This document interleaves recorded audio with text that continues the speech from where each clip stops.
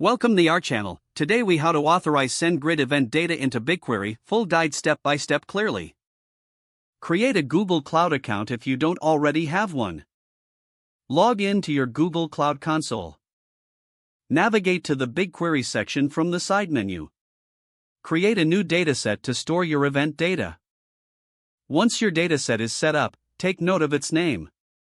Next, log in to your SendGrid account. Head to the Settings menu and select Event Webhook. Here, you will need to configure your event endpoint. In the Event Webhook settings, enter the URL for your Google Cloud function. To create a Google Cloud function, go back to the Google Cloud console. Select Cloud Functions from the menu. Click the Create Function button.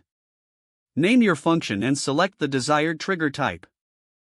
Set the function to be triggered by HTTP requests. In the function code, you will need to write logic to parse the incoming SendGrid event data. Convert the SendGrid data into the appropriate format for BigQuery. Authenticate your function by setting up the necessary permissions. Deploy your function and note the trigger URL. Return to the SendGrid settings and paste the trigger URL into the event webhook.